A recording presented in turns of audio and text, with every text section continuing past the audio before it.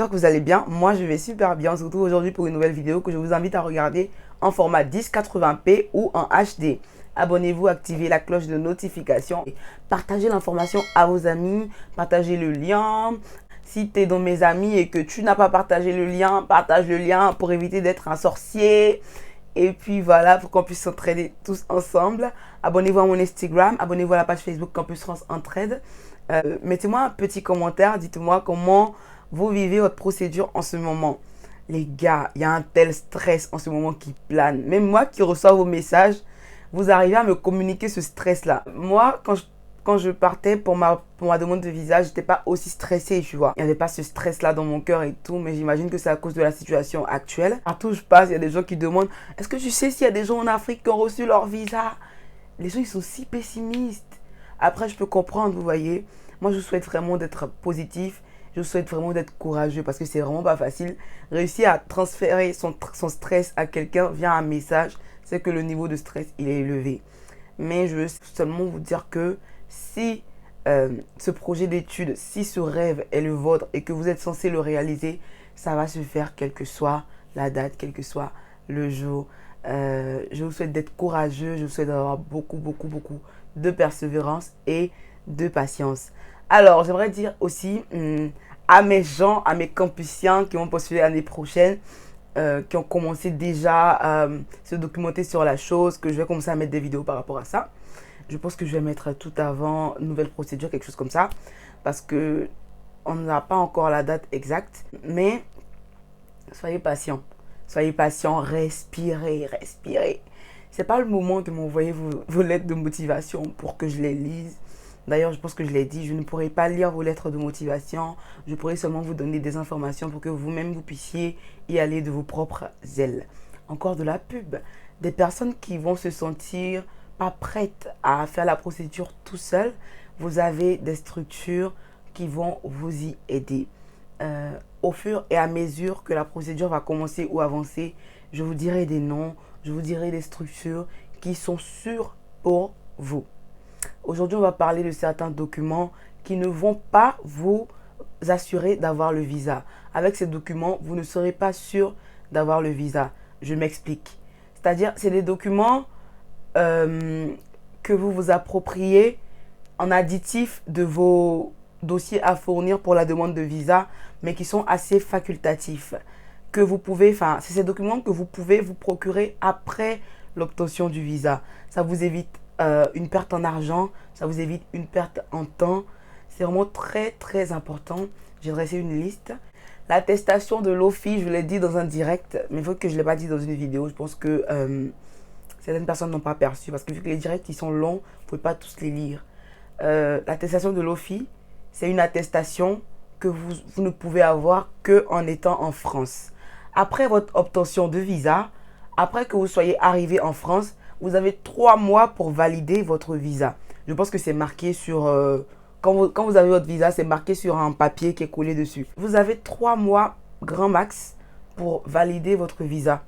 Pour valider votre visa, pour avoir le cachet de l'OFI. C'est ainsi que ça sera un titre de séjour pour vous pendant une année. C'est après que l'année soit passée que vous allez renouveler le titre de séjour. Donc, on se le met bien en tête. L'OFI, c'est en France. Tu n'as pas le visa, tu ne peux pas avoir l'attestation de l'OFI. Je suis fatiguée de le dire en message, donc je l'ai mis en vidéo. J'espère que ça sera utile pour vous. Au suivant, c'est la CEVEC. Au suivant, la CEVEC, j'ai fait une vidéo dessus. Je vais vous la mettre dans le petit i tout en haut. La CEVEC ne va se payer que avant l'inscription à la faculté ici. Après, vu que l'inscription se fait en ligne, vous aurez peut-être accès à cela, mais il vous faut être ici.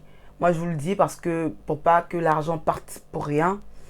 Parce que si tu payes ta CEVEC et que tu n'es pas accepté au visa, que tu redemandes le visa, ce que je ne souhaite pas, bien évidemment, et que c'est pas bon, toute la procédure derrière pour te faire rembourser, je la sais pas. Parce que j'ai jamais essayé de me faire rembourser, mais je pense que c'est une perte de temps, c'est une perte d'énergie, c'est une perte de morale, c'est une perte d'argent. Il me semble que la CEVEC est passée à 93 € cette année. En plus de 93 € de la CEVEC, on va devoir payer la somme des inscriptions. En ce qui me concerne, 170 €. Voilà. Donc, mettez-vous bien ça en tête. la CVEC, c'est avant les inscriptions. Quand vous payez votre CVEC, on va vous donner un code. Ce code-là va vous servir à vous inscrire à la fac pour l'année à venir. Donc, je vous conseille de patienter, tout simplement. Après ça, c'est l'inscription à la fac. Je vais parler de deux volets, inscription à la fac et inscription à l'école privée. L'inscription à la fac, vous pouvez la faire après être arrivé en France. Ne vous précipitez pas.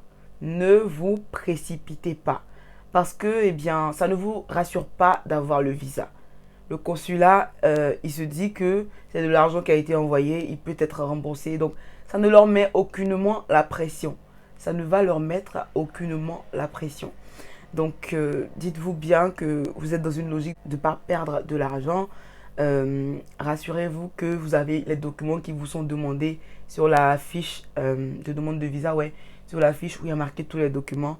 N'allez pas dans le too much, n'allez pas dans l'excès, ne rajoutez pas des trucs pour vous dire que s'il y a tout ça, ils vont penser que je suis sérieux et puis ils vont me prendre. Je ne dis pas que vous ne devez pas le faire. Mais l'inscription à la fac, quoique je pense pas que c'est utile. Hein. C'est vraiment pas utile. C'est vraiment pas utile. Après, ce que je vais citer ensuite, les deux trucs que je vais citer ensuite, peut-être, ça peut être facultatif. Mais avant ça, je pense que tout ce que je vous ai cité là, c'est vraiment pas facultatif. Je vous conseille juste d'attendre d'être arrivé en France. Déjà, même l'office est mort parce que vous devez vous rendre sur les lieux. Et l'office se trouve en France, donc c'est mort. Voilà. Ensuite, le billet d'avion, quoique je connais pas mal de personnes qui sont allées au visa avec votre billet d'avion. Mais sachez que le billet d'avion, il y a une date qui est marquée dessus. Il y a une date qui est marquée sur le billet d'avion. Sachant qu'en ce moment, il y a quelque chose qui est en train de se passer. C'est qu'il y a des personnes qui ont demandé le visa et qui ont mis comme date d'entrée, par exemple, le 30 juillet. Et qui n'ont pas encore reçu de message pour venir récupérer le passeport. Vous voyez ce que je veux dire? Ça veut dire que ces personnes-là ont demandé le visa et ont mis comme date d'entrée en France le 30 juillet et n'ont pas encore été appelés. Donc tu t'imagines, toi tu es un étudiant X, tu as marqué date d'entrée 1er août, on t'a pas encore appelé, alors que ton billet d'avion tu l'as pris pour le 5 août. Frère, le 5 août est passé, tu perds de l'argent.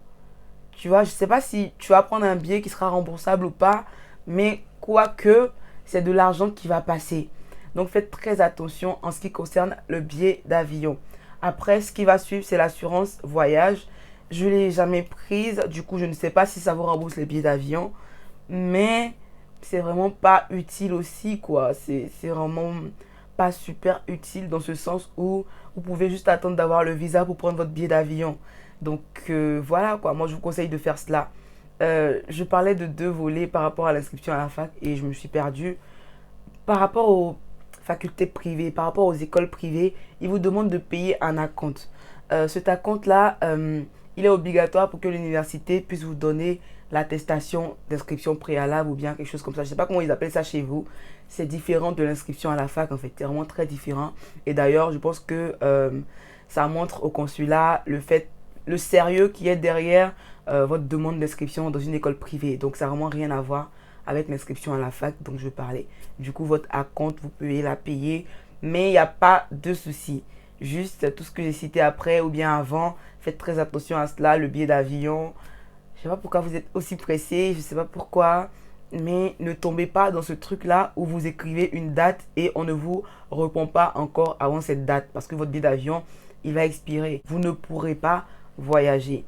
Voilà un peu petit bonus. Les personnes qui viennent ici, qui ne veulent pas avoir d'argent, qui ne veulent pas se promener avec beaucoup d'argent en quantité sur elles, vous pouvez faire des cartes bancaires type UBA. Vous voyez, mon cousin, quand il est arrivé ici, il avait une carte UBA. Ses parents pouvaient la recharger depuis l'Afrique et recevaient directement l'argent. Donc, c'est vraiment quelque chose qui pourra vous aider si éventuellement vous êtes intéressé.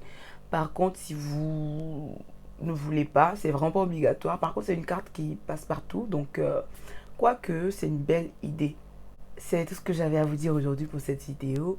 Je vous souhaite d'être souriant, d'être joyeux pour cette journée. Et puis, on se dit à bientôt pour une nouvelle vidéo.